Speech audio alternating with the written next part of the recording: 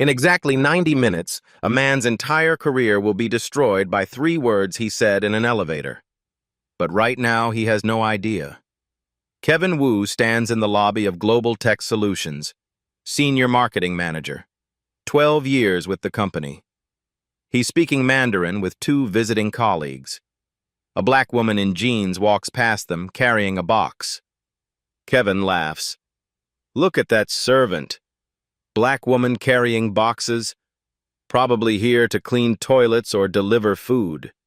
He gestures at her like she's furniture. These people always forget their place, he adds. Someone should remind her where the service entrance is. His colleagues look uncomfortable. One tries to change the subject. The woman stops at the elevator. Press the button. She says nothing. Her face is calm, almost kind. Kevin and his colleagues step in behind her. The doors close. The woman says nothing, but she heard everything. And Kevin has no idea who she really is. 9 o'clock. Conference room A on the 42nd floor. Robert Mitchell, the CEO, called an emergency meeting 15 minutes ago. All 30 senior managers must attend. The room fills quickly. Leather chairs, mahogany table, windows overlooking Seattle. Kevin Wu walks in confidently, straightens his tie. This has to be about promotions. The vice president is overdue. Then he sees something strange. A woman sits at the head of the table, next to Robert's chair. The seat is reserved for incoming executives. It's her, the woman from the elevator. Kevin freezes. His 2 Chinese colleagues stop behind him. She's changed into a navy suit, hair pulled back, polished, professional. Kevin whispers to his colleague, "What's she doing here?" His colleague says nothing. His face has gone pale. Kevin sits 3 chairs away, keeps glancing at her. She's reviewing documents, completely calm. Robert stands. The room goes quiet. "I'm retiring at month's end due to health reasons," Robert says. "The board met Friday night. We voted unanimously on my successor." Kevin sits up straighter. His heart pounds. Robert looks at the woman beside him. "Simone Clark will be our next chief executive officer." Kevin's smile freezes. Simone Clark, CEO. The room applauds. Kevin doesn't move. Can't move. His mind flashes back. The elevator. His words. Look at that servant. Black woman carrying boxes like hired help. Oh, God. His colleagues have gone still, staring at their hands. One is sweating. Simone stands, tall, composed. She looks directly at Kevin. Then she speaks. In Mandarin. Perfect Mandarin. "This morning you called me a servant. You said I carry boxes like hired help. You said people like me wander into wrong areas. You suggested someone show me the service entrance." Kevin's face drains of color. His hands grip the armrests. Simone continues in Mandarin. Her voice stays calm. Cold. "You said this company has 0 standards. You were right. We will no longer tolerate people who judge by skin color instead of capability." She pauses, switched to English. "Now I'm your boss. Explain yourself. Right now. In front of everyone." Dead silence. 30 people were staring at Kevin Wu. Robert leans forward. "You said what?" Kevin opens his mouth. Nothing comes out. Sweat beads on his forehead. Jennifer Park, the CFO, whispers, "Oh my God." Marcus Rodriguez looks furious. One of Kevin's colleagues slides his chair away. Physical distance. Kevin finally speaks. I didn't. I thought. You thought I couldn't understand," Simone says quietly. "You assumed because I'm black, I must be low-level staff. You assumed I couldn't speak Mandarin. You assumed I didn't belong here." She pauses. "All 3 assumptions were wrong." Robert stands. "Kevin, my office. Now." Kevin tries to stand. His legs shake. He grips the table for support. As he walks out, 30 pairs of eyes follow. No one speaks. His career just ended in 2 minutes. But nobody in that room knows the full story yet. How does someone go from answering phones to running a $3 billion company? How does someone master a language so completely that native speakers can't tell? And why did Simone Clark spend 15 years preparing for a moment exactly like this? The answer starts 6 months earlier, with a Saturday morning phone call that was falling apart, a $50 million deal on the verge of collapse, and a woman who was still invisible to everyone around her.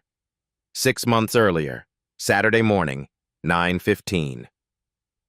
The conference room on the 38th floor smells like stale pizza and burnt coffee. Laptop screens glow in the dim light. 7 executives sit around the table looking exhausted. They've been here since 7. Emergency meeting. A $50 million manufacturing deal with Beijing is collapsing. 200 jobs hang in the balance. The entire Asian expansion strategy is at risk. Robert Mitchell paces near the windows. His tie is loose, sleeves rolled up. On speakerphone, a translator's voice crackles. She sounds stressed, overwhelmed. "I'm sorry, Mr. Mitchell, I cannot make them understand the contract terms. They keep saying something about their face, about respect.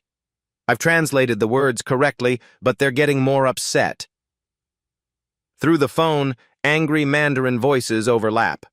The tone is clear, even without translation. The deal is dying. Robert runs his hand through his hair. "We've been negotiating for 8 months. We cannot lose this now." Jennifer Park, the CFO, checks her watch. "It's midnight in Beijing. If we don't resolve this in the next hour, they'll walk." Marcus Rodriguez shakes his head. "The translator isn't the problem. Something else is wrong." The Mandarin voices on the phone grow louder, more agitated. Then the door opens. Simone Clark walks in. She's wearing weekend clothes, jeans and a sweater. She's carrying analysis documents Robert requested yesterday. She was director of international partnerships then, but junior enough that most executives barely noticed her. She sets the documents on the table, starts to leave. Then she hears the phone, the Mandarin conversation. The translator struggled. Simone stops, tilts her head, listening. Her expression shifts, understanding, then concern. She walks closer to the speakerphone. "Excuse me," she says quietly. "May I?" Robert looks up, distracted. "May you what?" "May I speak with them directly?" Robert blinks. "You speak Mandarin?" "Yes." The room goes quiet. 7 executives were staring at her. Robert gestures at the phone. "Please, anything." Simone sits down, takes a breath, then speaks into the phone in Mandarin. Her voice changes completely. The tone becomes formal, respectful. She's not just speaking a different language. She's adopting a different communication style entirely. She addresses the Beijing partner as Respected Director Li. Not the casual address the translator used. She acknowledges the unfortunate misunderstanding that may have caused offense, giving them face, allowing them to save dignity. The angry voices on the other end pause. Someone responds, less hostile now, cautious. Simone continues. She quotes a Chinese business proverb, something about seeking common ground while respecting differences. Robert stops pacing, leans forward, watching her. Jennifer's eyes widen. Marcus mouths to a colleague. "What the hell?" On the phone, the Beijing partner's tone shifts dramatically. The anger is gone. He's laughing now, warmth in his voice. Simone spends 10 minutes speaking, not rushing, not pushing, just listening and responding with perfect cultural sensitivity. She's not translating words. She's translating meaning, context, respect. Finally, she switches back to English, looks at Robert. "The issue wasn't price," she says. "It was approaching. Our translator was technically accurate, but culturally tone-deaf. She used direct Western communication. That's offensive in formal Chinese business contexts. Robert sits down slowly. What did you tell them? I apologized for the communication style. I referenced their company's founding philosophy. I proposed a modification that addresses their concern about respect without changing our business terms at all. And? They've agreed to resume negotiations Monday, but they specifically requested I be present for all future discussions. Through the phone, Director Lee speaks again. In English this time. Accent, but clear. Ms. Clark understands Guangxi. She understands relationships. This is what business requires. We will speak on Monday. The line goes quiet. The call has ended. The conference room stays silent for 30 seconds. Then Robert speaks. His voice is different. Quieter.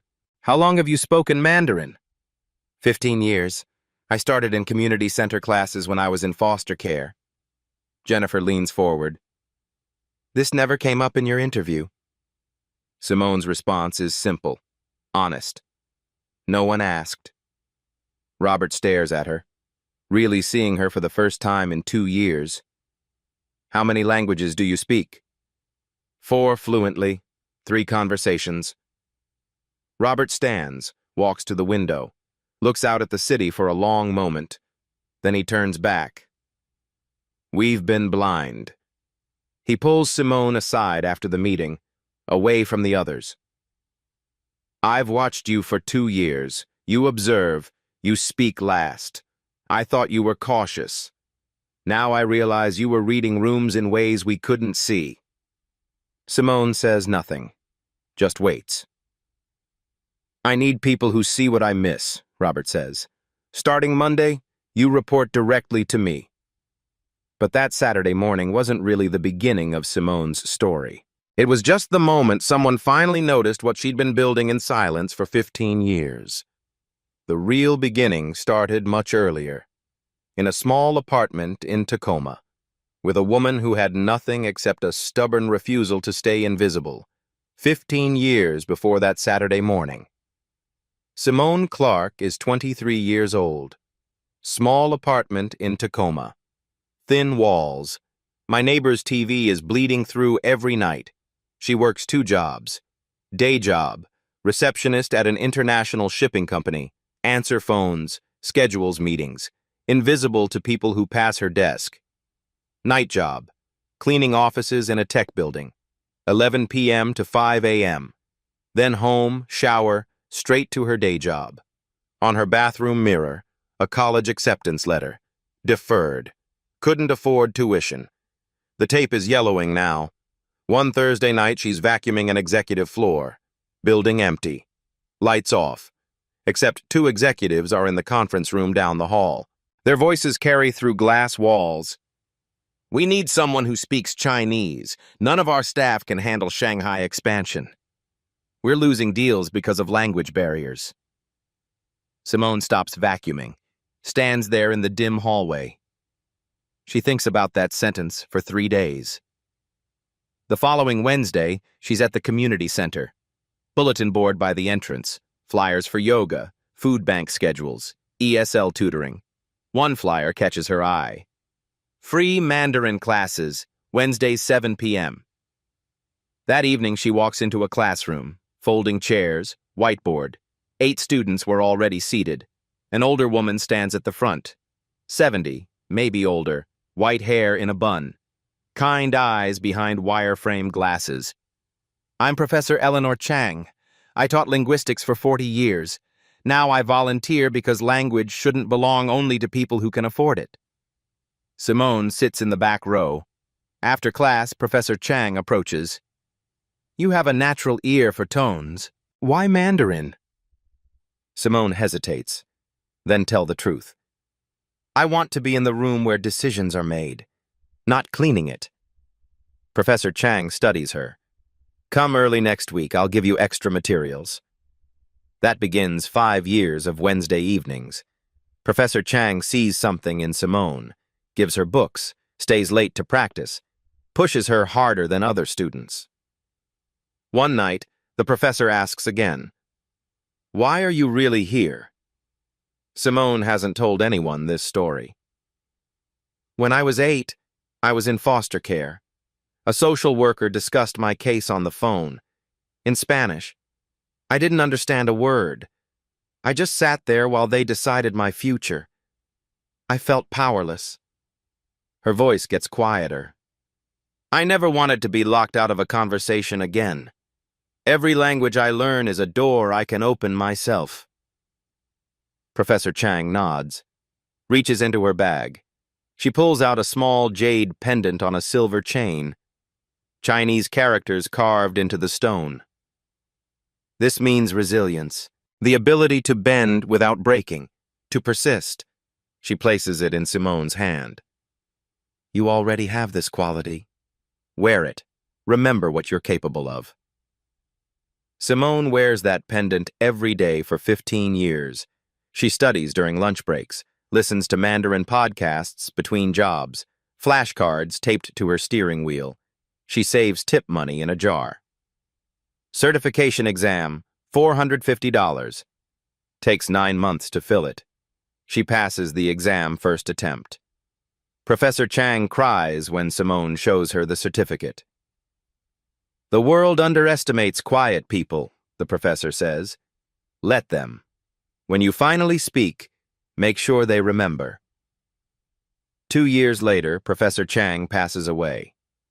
Simone speaks at her funeral, in Mandarin, honoring her teacher the way she would have wanted. But expertise without opportunity is just potential. Simone needed someone to finally see what she'd built in the shadows. That moment was still years away. In a conference room that smelled like burnt coffee, during a phone call that was falling apart. Robert's office, 20 minutes after the conference room explosion. Kevin sits in a chair across from Robert's desk. His hands are shaking. His expensive suit suddenly feels too tight. Simone stands by the window, arms crossed, silent. Robert's voice is cold, controlled. 12 years with this company. And this is who you are?" Kevin tries to speak. "Sir, I apologize. I didn't mean—" "You didn't mean for her to understand you." Robert cuts him off. "That's different from not meaning what you said." Kevin's mouth closes. "I want him gone," Robert says. But he's looking at Simone, not Kevin. "Terminated. Effective immediately." Simone turns from the window. "No." Both men look at her. "No?" Robert repeats. "Firing him is easy," Simone says. "It makes us feel better. But it doesn't fix anything." He leaves, finds another job, learns nothing, and someone else deals with his prejudice. She walks closer to Kevin's chair, looks down at him. He needs to learn the right lesson. Kevin finally looks up. His face is pale, sweating. Simone's voice stays calm, matter of fact. "You're not fired. You're on probation, effective immediately, 6 months." Kevin exhales slightly, relief washing over him. Then Simone continues. "You'll work directly under me. Report to me every morning. Every project you touch, I review. Every client meeting, I attend. You'll participate in our Asia expansion trips, Shanghai next week, Tokyo the week after." The relief drains from Kevin's face. "You'll watch how business is actually done, how respect is built, how relationships work across cultures, and you'll learn why your assumptions were not just wrong, but dangerous." Robert leans back in his chair, a slight smile forming. He understands what she's doing. "You'll also apologize," Simone adds, "in writing. To your 2 colleagues who were with you this morning, copy me and Robert." "Of course," Kevin whispers. "And you'll enroll in unconscious bias training, not the online module, the full in-person program. 8 weeks. Kevin nods, can't speak. "If you make one more comment like this morning, if I hear one more assumption, one more microaggression, you're gone. No second warning, no appeal." Understood? Yes. Say it clearly. Kevin swallows hard. I understand. And I'm sorry. Simone doesn't acknowledge the apology, just nods toward the door. Shanghai meeting is Monday morning, 7 a.m., conference room A. Don't be late. Kevin stands. His legs barely support him. He walks to the door. As he reaches for the handle, Robert speaks one more time. Kevin, she just saved your career. I hope you're smart enough to realize that. Kevin leaves without responding. The door closes. Robert looks at Simone. You're more merciful than I would have been. Not mercy, Simone says. Strategy. If I fire him, I'm the angry black woman who can't take a joke. I'm the diversity hire who's too sensitive. The whispers start immediately. She sits in the chair Kevin just vacated. But if I make him learn, if I turn him into someone who teaches others, then I'm the leader who builds people up instead of tearing them down. Robert studies her. You've thought about this scenario before. I've thought about every scenario, Simone replies. I've had to. By noon, everyone in the building knows something happened. The details are fuzzy, but the rumors spread fast. Kevin Wu said something racist, in Chinese, to the new CEO, who speaks Chinese fluently, who heard every word. People avoid Kevin in the hallways. Conversations stop when he enters break rooms. His colleagues from Shanghai won't make eye contact. He receives 2 apologetic emails by 2 p.m., both saying essentially the same thing. I should have said something this morning. I'm ashamed I didn't. Kevin reads them, closes his laptop, puts his head in his hands, his calendar notification pings. Shanghai trip, Monday, 7 a.m. He's about to learn what real leadership looks like. Whether he's willing to actually learn is still an open question. Monday morning, Shanghai Pudong International Airport. Simone walks through the terminal with her team. Jennifer, Marcus, 2 analysts, and Kevin. Kevin hasn't slept. The flight from Seattle was 13 hours, but insomnia started days before that, ever since Robert's office. They take 2 black cars to the manufacturing partner's headquarters, modern glass building, 40 stories. The lobby smells like jasmine tea and money. Kevin has been here before, 3 times. He led negotiations last year, thought he understood how this worked. Now he's watching Simone, trying to figure out what makes her different. She's dressed conservatively, navy suit, minimal jewelry, just that jade pendant she always wears. The elevator rises to the executive floor, top level, floor-to-ceiling windows overlooking the Huangpu River. They're led into a conference room, long table, 10 chairs on each side, tea service already prepared. 5 men wait for them, all in their 50s or 60s, expensive suits, serious expressions. Li Ming sits at the head of the table. He's the CEO, the decision-maker. Kevin has met him twice before. Li Ming's eyes scan the American team. They land on Simone. Pause. His expression doesn't change, but Kevin sees the calculation happening. Young, female, black, the only woman in the room. Li Ming speaks to his assistant in Mandarin. Kevin catches enough to understand. Where is Mitchell? They sent someone junior? The assistant translates to English, more diplomatic. We expected Mr. Mitchell to attend personally. Simone steps forward before anyone else can speak. She responds in Mandarin. Formal register, respectful tone. She addresses Li Ming as esteemed Director Li. Not casual, not familiar. The honorifics carry weight. She says Mitchell has entrusted her with full authority. She expresses honor at meeting him. She's studied his company's remarkable achievements. Li Ming's eyebrows rise slightly. He responds in Mandarin, testing her. You studied in China? No, honored sir. Here in America. From a teacher who believed language connects souls, not just words. Li Ming's expression softens. Barely. But Kevin sees it. Simone doesn't immediately sit. Instead, she walks to the tea service, pours tea herself, serves Li Ming first, then his senior executives, then her own team. It's a reversal, the visiting executive serving the hosts, a gesture of respect that transcends business protocol. Li Ming watches her carefully. Then he smiles, small but genuine. He gestures for everyone to sit.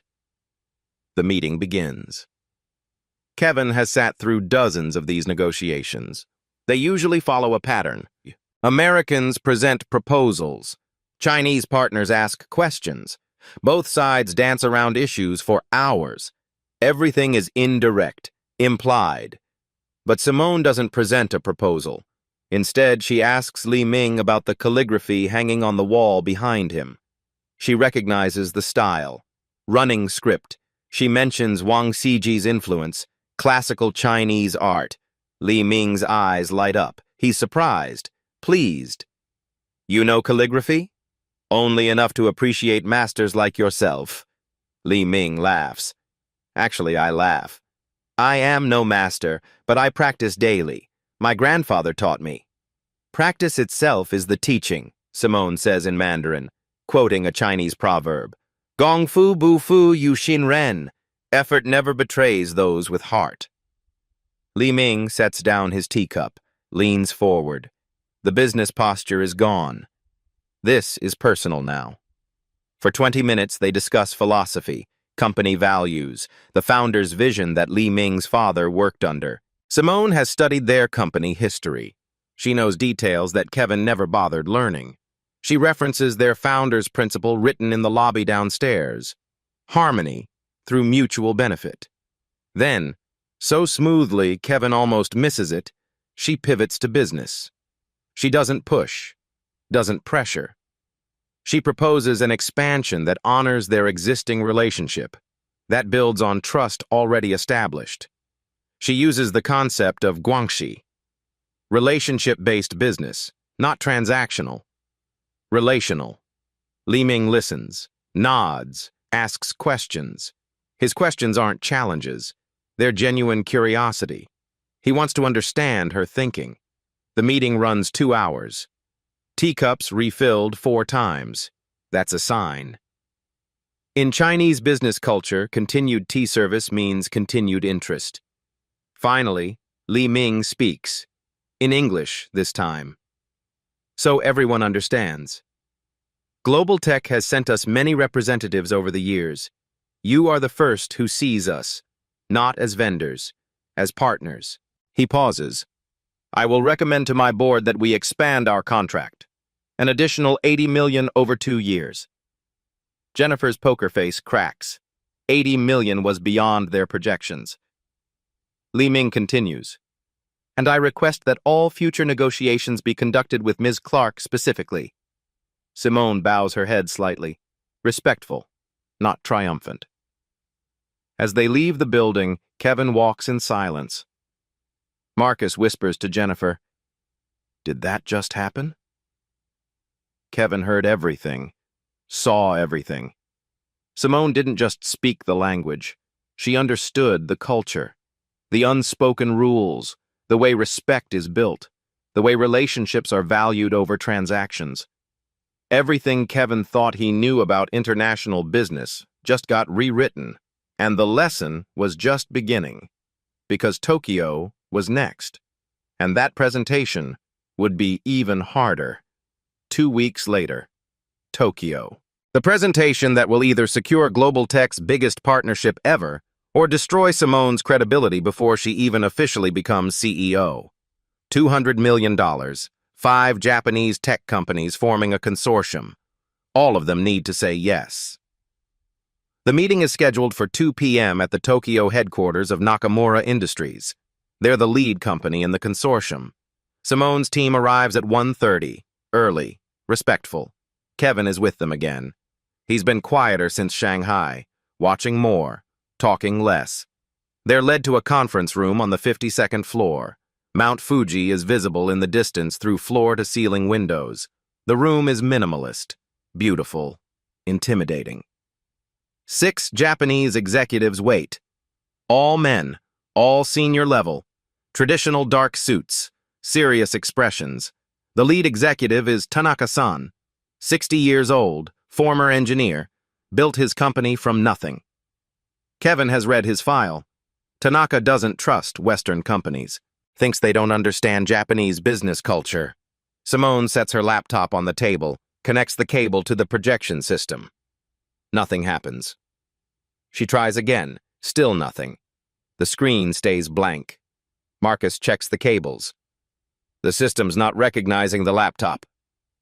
One of the Japanese executives says something in Japanese. His colleague translates. Perhaps we should use our equipment?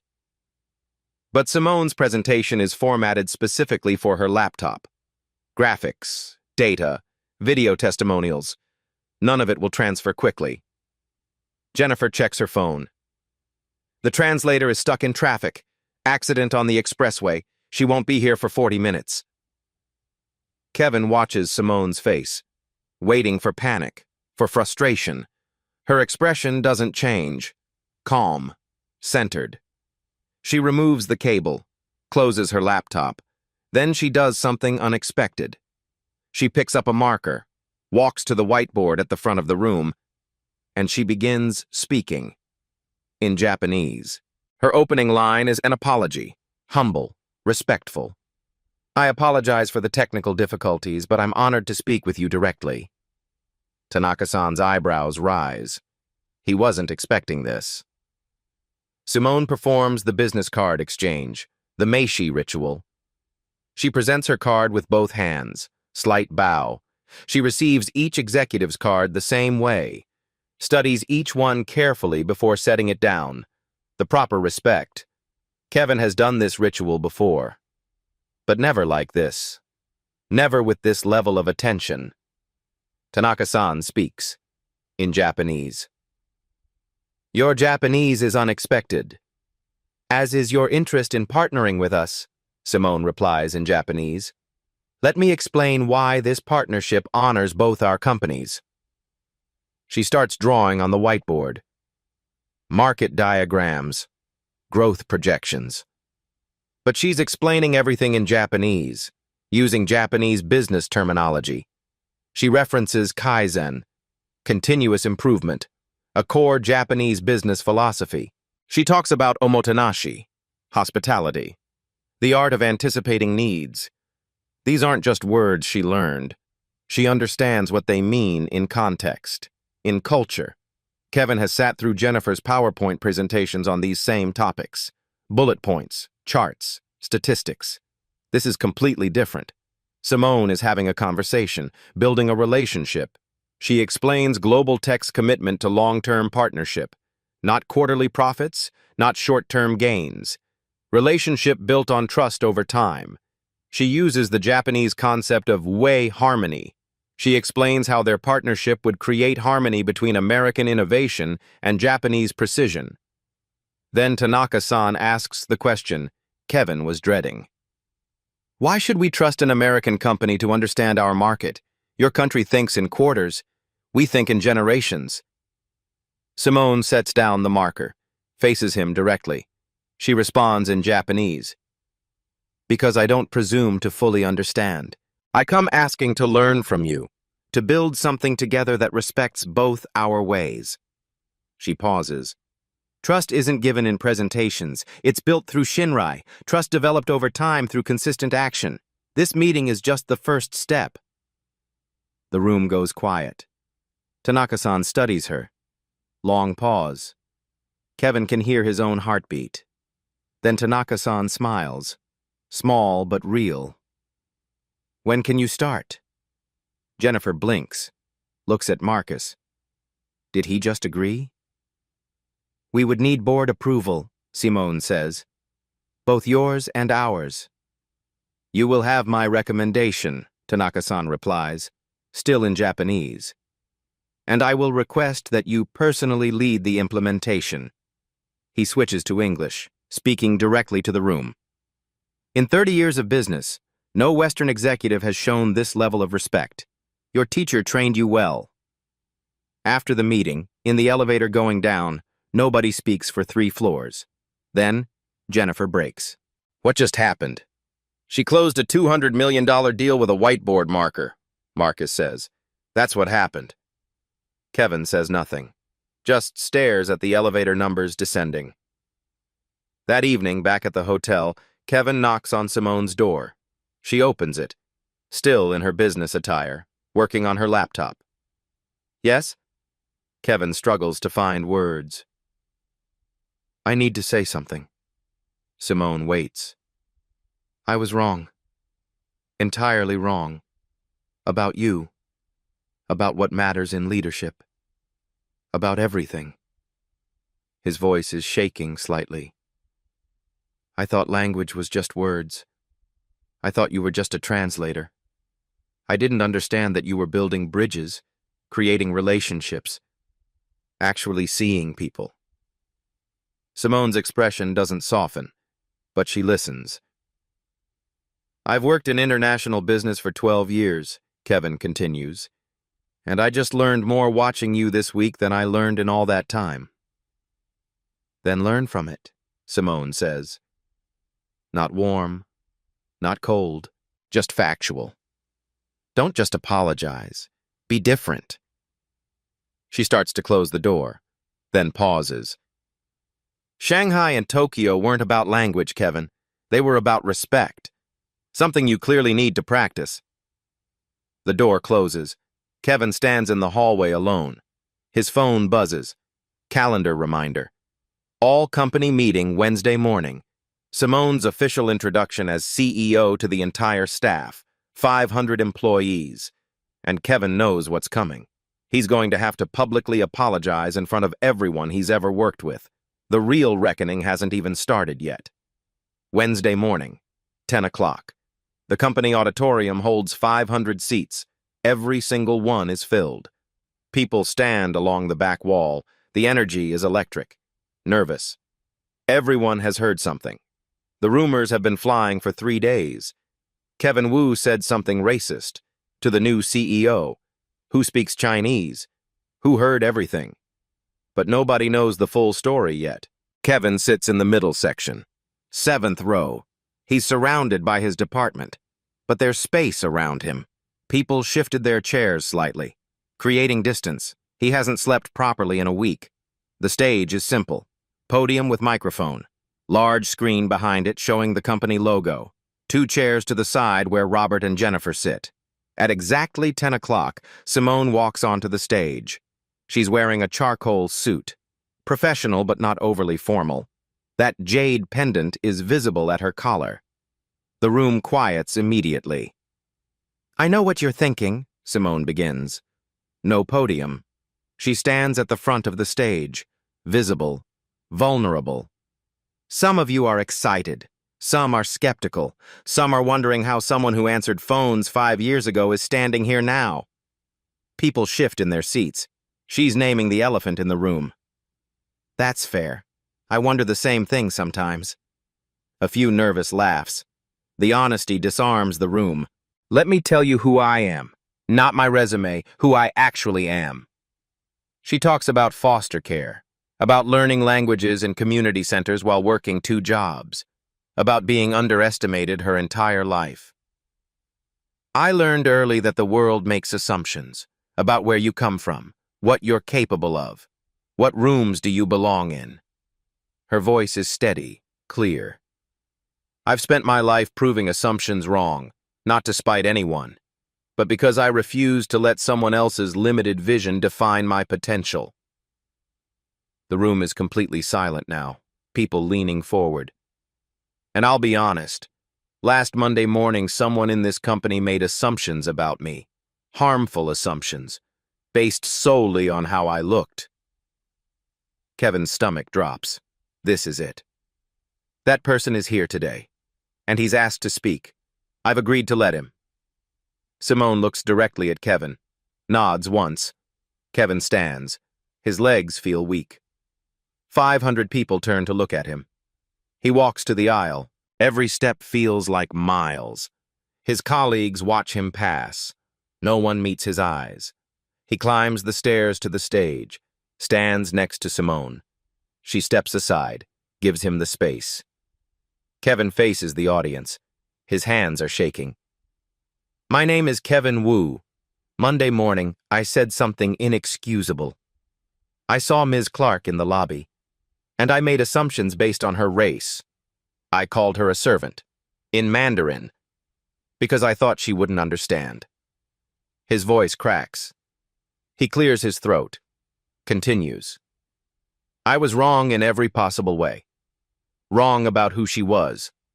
Wrong about what respect means. Wrong about what leadership looks like. People in the audience are stone-faced. Some are angry. Some are uncomfortable. I've worked here for 12 years, and in one sentence, I destroyed any right to be respected. Ms. Clark had every reason to fire me. Instead, she's giving me a chance to learn, to be better. He turns to Simone. I don't deserve your grace, but I'm grateful for it, and I promise to use this chance to make sure no one else in this company ever feels diminished the way I diminished you. Kevin steps back. The auditorium is silent. Simone returns to center stage. Kevin will be leading our unconscious bias training program going forward. He'll use his mistake to educate others, because the best teachers are people who've learned hard lessons. She pauses. This company will not tolerate discrimination, but we also believe in growth, in second chances earned through genuine change. Then something unexpected happens. The large screen behind her flickers on. It's a video call. Li Ming appears, calling from Shanghai. Ms. Clark, he says in English, I wanted to tell your entire company, you are the leader global tech has needed. You understand business and humanity. Both are required for true leadership. The room murmurs, surprised. Then Marcus stands from the front row. I didn't vote for Simone initially. I thought she was too unconventional. I was wrong. She's the most prepared person I've seen. Jennifer stands next. I've watched her work for 3 years. She sees what we miss. One by one, division heads stand. Directors, senior managers, even 2 people from Kevin's own team stand up. Then the applause starts, slowly at first, then building. Within seconds, most of the auditorium is standing, clapping. Kevin stands too, clapping. Tears streaming down his face. Simone stands at the center of the stage, watching 500 people acknowledge her, not because of diversity initiatives, not because of quotas, because she earned it. But words are easy. Actions define leadership. And Simone Clark was about to show everyone exactly what she meant. The formal inauguration was in 3 days, and she had plans that would transform the entire company. Friday afternoon, 3 days later, the plaza outside Global Tech headquarters has been transformed. White tents, catering tables, a stage with podium and microphones. Over 1,000 people gathered, employees, partners, press, board members, the formal CEO installation ceremony. Simone arrives at 2 p.m. She's wearing a deep blue suit, hairstyled, professional, but that jade pendant still hangs at her collar, the one Professor Chang gave her 15 years ago. She touches it once before stepping out of the car. Robert Mitchell waits backstage. He's in a formal suit. This is his last official act as CEO. He sees Simone approach. Last day as your predecessor, he says quietly. First day as your biggest supporter. He hands her note cards, his speech outline. I wrote some thoughts, but you won't need them. Speak from where you've been. Simone looks at the cards, smiles, sets them aside. You're right. At 2:15, Robert walks onto the stage. The crowd quiets immediately. I've led this company for 12 years, Robert begins. His voice carries across the plaza. We've tripled in size, entered 35 new markets, became a Fortune 500 leader. He pauses. But I've failed in one critical way. I've been blind to talent hiding in plain sight. I've promoted people who looked like leaders over people who were leaders. I've confused confidence with competence. People shift uncomfortably. This isn't the typical praise-filled retirement speech. 3 months ago, a director saved a $50 million deal because she spoke a language we didn't know she had. Not just spoke it, understood the culture behind it. Then she closed our largest partnership in company history without a single slide, using only respect and preparation. He gestures toward the side of the stage. Simone Clark will be our next chief executive officer, not because of diversity initiatives, because she's the most qualified person for this role. And I'm including myself in that assessment. Simone walks onto the stage. The applause builds, genuine, warm. Robert reaches to his lapel, unpins the CEO insignia, a small gold pin that's been worn by 6 CEOs before him. All men, all white, all from traditional corporate backgrounds. This pin represents leadership, Robert says. Today we redefine what that looks like. He approaches Simone, pins it carefully to her jacket. Then he does something unexpected. He bows slightly, a gesture he learned from watching her work with Asian partners. He whispers so only she hears. Make me proud. But more importantly, make sure kids like you see this and believe. Simone's eyes water. She whispers back, Professor Chang is watching. I won't let her down. Robert steps aside. Simone stands at the podium, looking out at over 1,000 faces. 20 years ago, I was a kid in foster care who thought power meant being in the room, she begins. 15 years ago, I learned that language was a key to open doors. 10 years ago, I cleaned offices in buildings like this one, hoping someday I'd work here during business hours. She pauses. Today I lead it. Her voice is strong, clear. I'm not standing here alone. I'm standing here because of every person who was told they weren't good enough, who studied in secret, who refused to let circumstances define possibility. She looks directly at the employees in the front rows. This company will reflect that belief. We will find invisible people, open doors we didn't know existed, measure potential, not pedigree. Then she announces 3 new initiatives. First, the Eleanor Chang Scholarship Fund, $5 million endowed for language and cultural studies for underrepresented students, named for the woman who taught me that language is respect. Applause. Second, the Hidden Talent Program. We'll assess every current employee to identify overlooked skills, because the person answering phones might speak 4 languages. The person cleaning offices might have an engineering degree. More applause, louder now.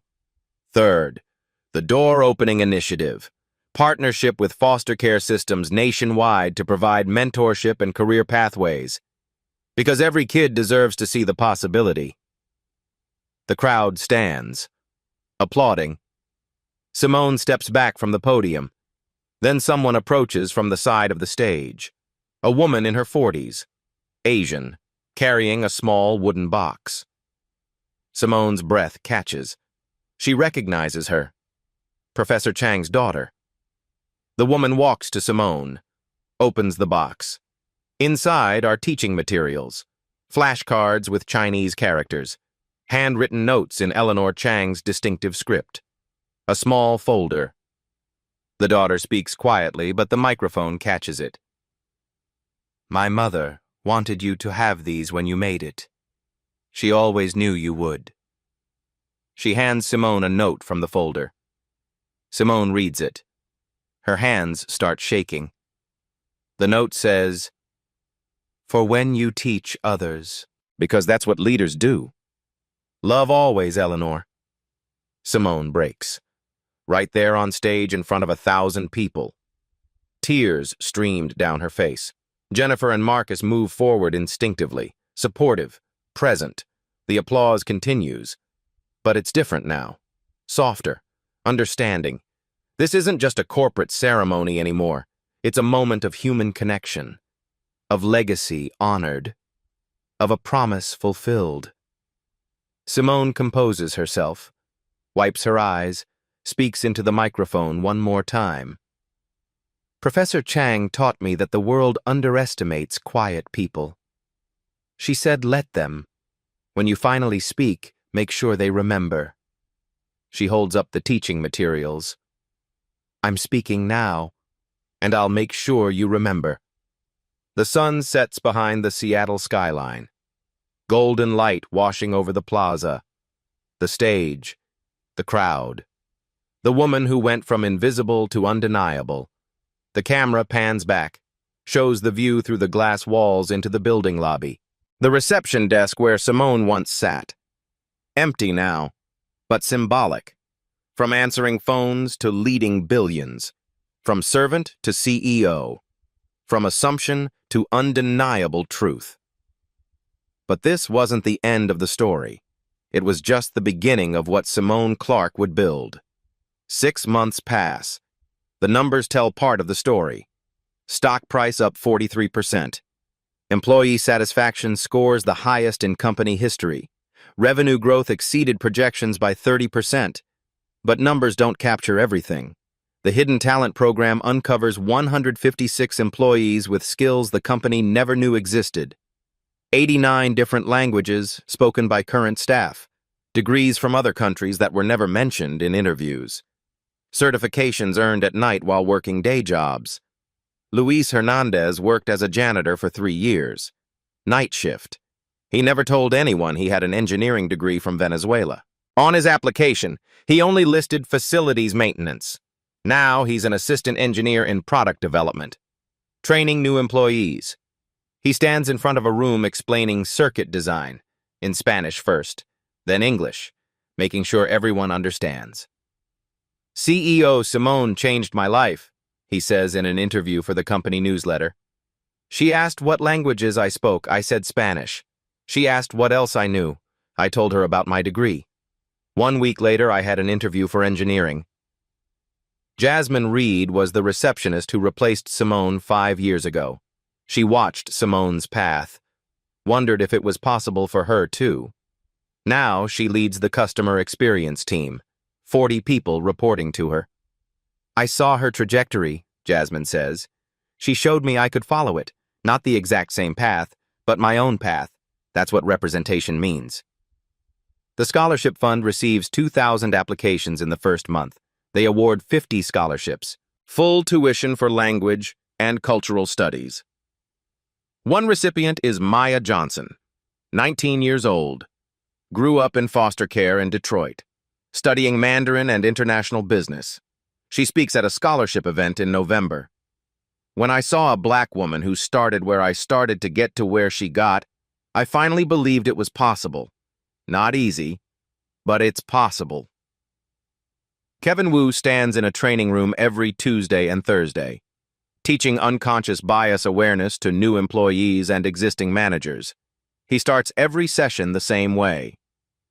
My name is Kevin Wu, and I was that person, the one who made assumptions, the one who thought speaking a language meant understanding a culture, the one who judged someone by how they looked instead of who they were. He tells the story, the elevator, the insults, the moment Simone responded in perfect Mandarin. I almost lost my career, he says. I deserved to lose it, but I was given something I didn't deserve, a chance to learn, to change, to teach others so they don't make my mistakes. The training sessions are mandatory now. Every employee, every level. People listen differently when Kevin teaches, because he's not speaking from theory. He's speaking from failure, from consequence, from genuine transformation. Simone watches from the back of one session in December. Kevin doesn't see her. She observes quietly. He's different now, humbler, more careful with words, actually listening instead of performing. After the session ends, she approaches him. How do you feel after these training sessions? She asks. Kevin considers the question carefully. Exhausted, ashamed, but also hopeful. If I can change, anyone can. Simone nods. Keep teaching. You're doing good work. It's the first time she's acknowledged his progress directly. Kevin's eyes water slightly. Thank you. The company isn't perfect. Change is slow, hard, messy. But it's happening. Doors are opening. Voices are heard. People are seen. And it started with one woman who refused to stay invisible.